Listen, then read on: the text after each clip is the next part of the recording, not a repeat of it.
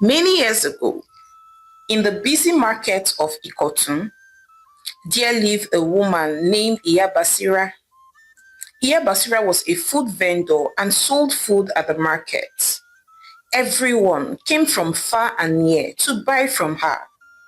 Her stall was always crowded. You would always see people stretching out their plates and fighting for space on her long queue.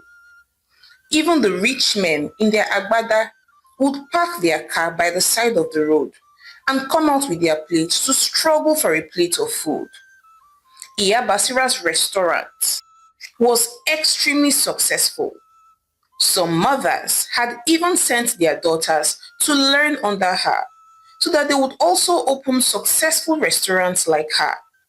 But yet, none of them ever prospered when they set up their restaurants after learning from her. So in a short while, tongues began to wag. Some other food vendors who were not having as much customers as Iya Basira began to spread rumors around that she was using jazz, and that was why she was selling out and was more successful than them. But Iya Basira paid no attention to those rumors. Instead, she simply focused on her business. Iya Basira was a very wealthy woman. As a matter of fact, if you met her outside of her shop, you will not be able to recognize her.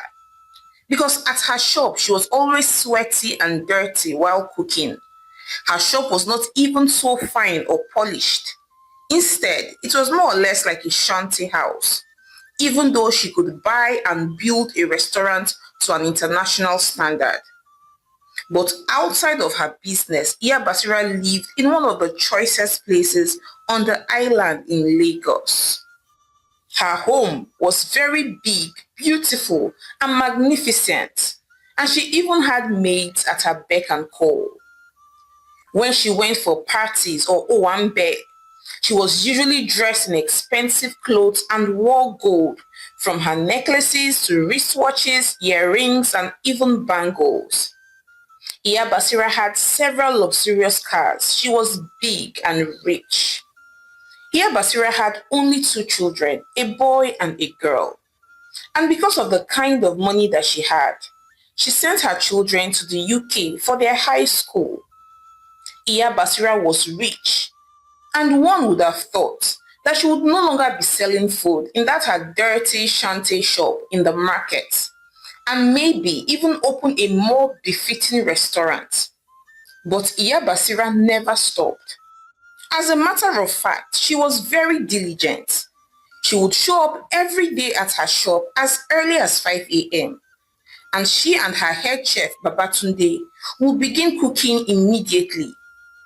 Even though Iya Basira had an assistant chef, she never allowed her to assist in preparing the food.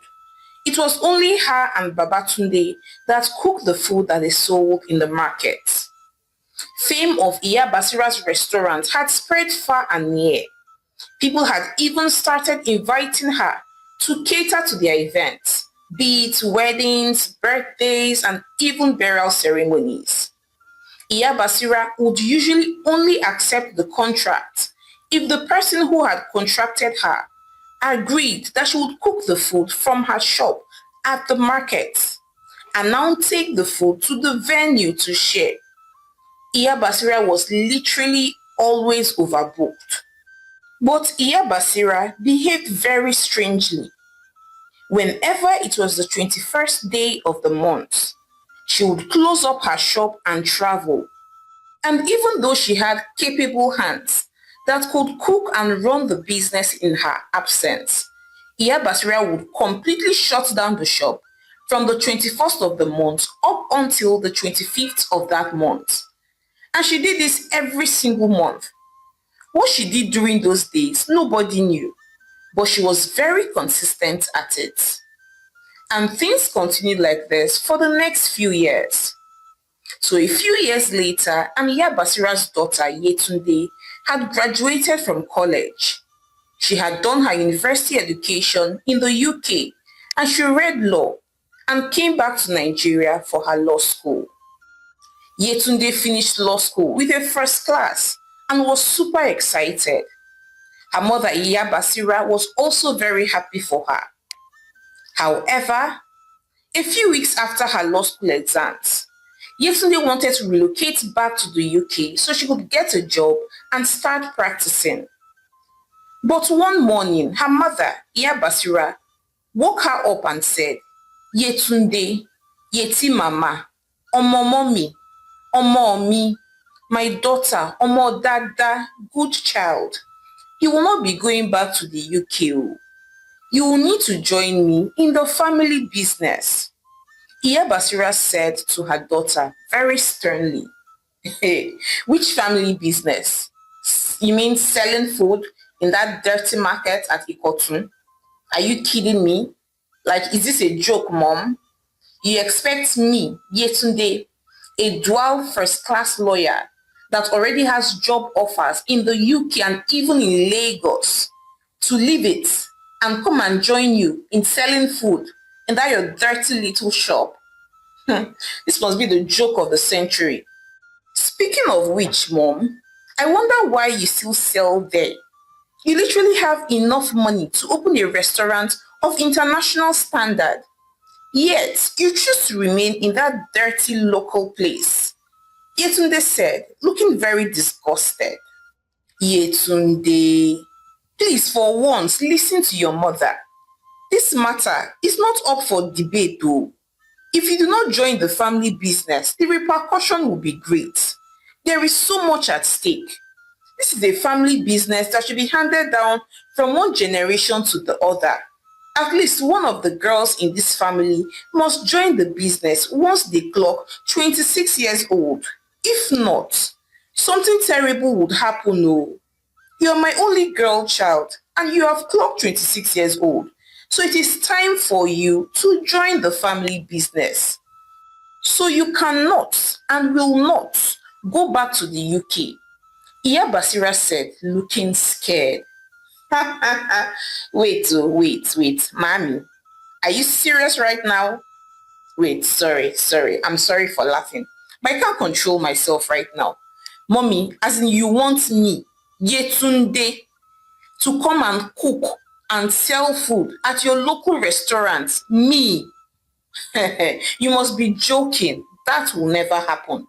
I do not care about whatever stupid reactions or repercussions there might be. I am not doing that, and that is final. Yetunde replied firstly. So a few days later, and unknown to her mother, Yetunde packed all her bags and fled the country.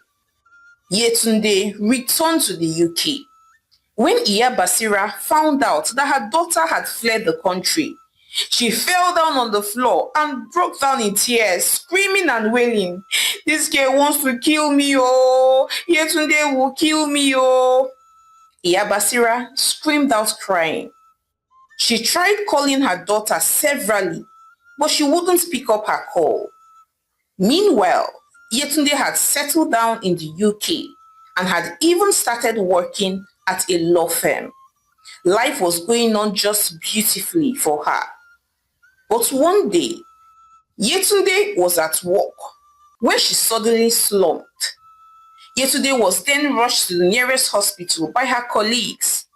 And even though she regained consciousness, that day marked the beginning of one diagnosis or the other. Every day it was as though she was getting worse. Yetunde, who had not spoken to her mother since she fled Nigeria, decided to call her mother because she was afraid that she might die.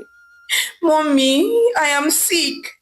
The doctor says that I have cancer, that I'm also diabetic, hypertensive.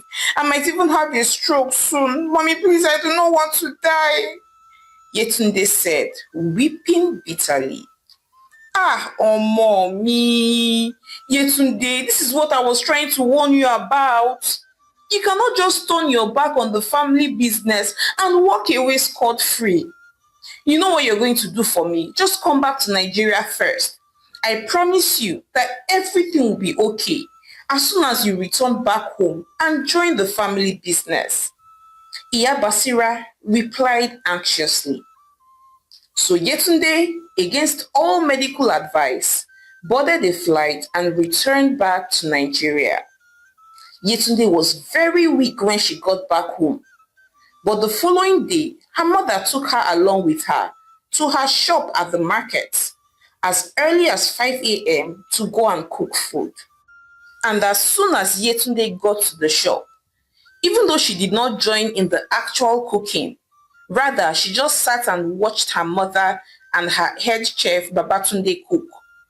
But immediately she went to that shop, she began to regain her strength. All the pains and fever and weaknesses that she felt disappeared. And she continued like this for 1 week. And within that week, all the symptoms that she felt had also disappeared. Yetunde even had to go to one of the best hospitals in Lagos to run some tests. And lo and behold, all the cancer, diabetes, hypertension, and every form of sickness that she had disappeared. There was no single trace of sickness in Yetunde. Yetunde was shocked. She had never seen anything like this in her life. So as soon as she got back home that day, Yetunde sat her mother down and said, "Mommy, please make this make sense to me. How could I have been so critically ill in the UK with the best medical care and even at the point of death, yet not recovering? But just coming back home and following you to that your restaurant, and I am fine. I am completely well. Mommy, please, what are you not telling me?" Yetunde asked, looking very perplexed.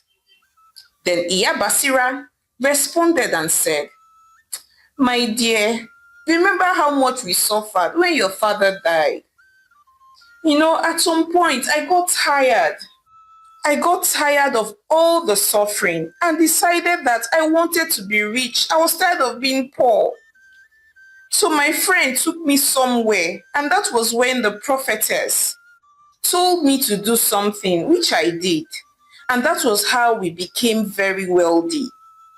And part of the condition that she gave me after doing it was that this was going to be a generational business, and that at least one of my daughters must join the business as soon as she clocks 26 years old. If not only will that daughter in question die, but every other member of the family would start dying one after the other. And that was why you suddenly fell sick. I'm so sorry, Yetunde." Iya Basira replied, looking very confused. "What, Mom? How could you enter such a covenant? How could you do that? How could you strike a covenant with the devil? Don't you know that this is bondage? So wait, what is the point of all my education, and why did you even bother sending me to the best schools in England if you know that I will end up as a food seller in the dirty market of Ikotun?" Yetunde screamed angrily.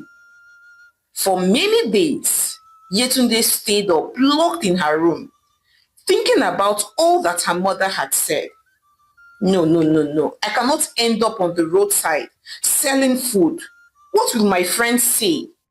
Especially when they see me. So what will happen to my legal career? Yetunde said aloud, crying. But Yetunde realized that the more she stayed at home, the more she began to fall very sick. She was getting weaker by the day because she had stopped following her mother to her shop. Yetunde knew that at this point she had no choice than to resume following her mother to the shop. And immediately she got well again. So every single time that she went, Yetunde began to notice strange things. First off, she noticed that it was only her mother and Babatunde that were allowed to cook the food in the morning. She also noticed that Babatunde would usually come to work every day with a black polythene bag, and that he would usually pour the contents into a big basin of water and wash it thoroughly. And then he would give her mother the dirty water, which the mother would use to cook the food for the day.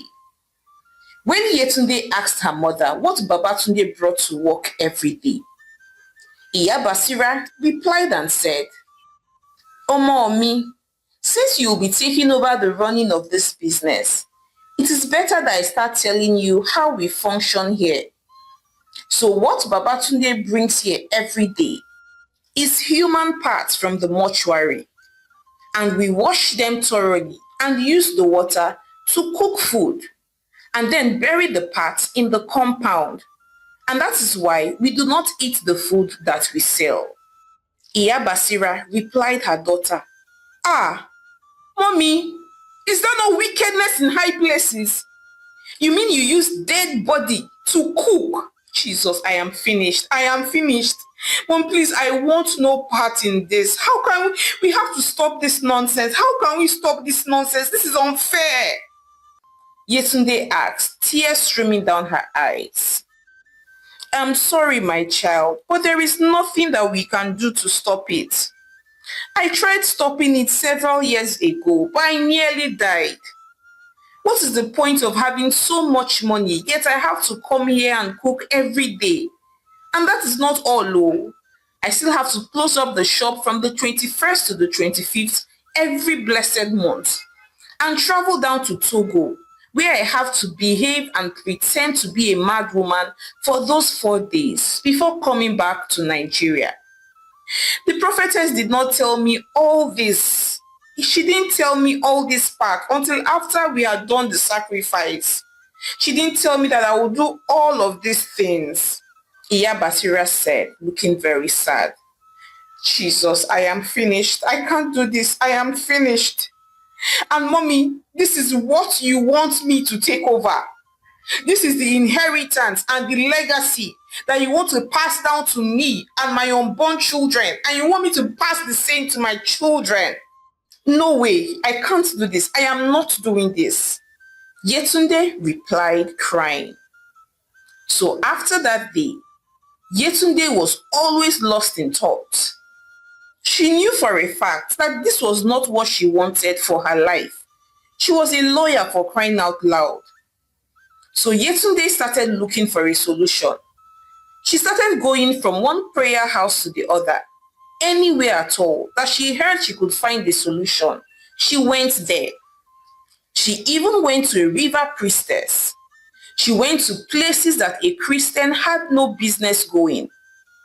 And they all told her the same thing, that for her and her unborn generation to be free, that she had to expose her mother and Babatunde, which would mean that people would lynch her mother and Babatunde and would kill them and would definitely burn down the restaurant to the ground, and that it was the only way for her and her unborn children to be free. For many weeks, Yetunde battled within herself whether or not to do this. For crying out loud, this was her mother that had single-handedly raised her and her brother since they were kids. So how could she be the one responsible for her mother's death? But on the other hand, Yetunde knew that selling food in the dirty market of Ikotun was not her calling. She wanted to practice. Besides, she knew that she could not be using the water from dead people to cook. Neither did she want to be traveling to Togo every 21st of the month to roam mad, or at least pretend to be mad for 4 days. And she definitely knew that she did not want this for her unborn children. So after a few months of giving it a good thought, Yetunde made her decision. So one day, she followed her mother to her shop as usual and hid and videoed her. She captured every single thing that she was doing from start to finish. And after a while, she left the shop and then posted the video online. Meanwhile, Iya Basira was busy serving food at the shop in the afternoon, when suddenly all her customers who were on the queue and waiting to be served started checking their phones and looking shocked. And soon, they all started talking and grumbling at the same time. Wait oh, this woman, they use dead body water, they cook food where we dey chop.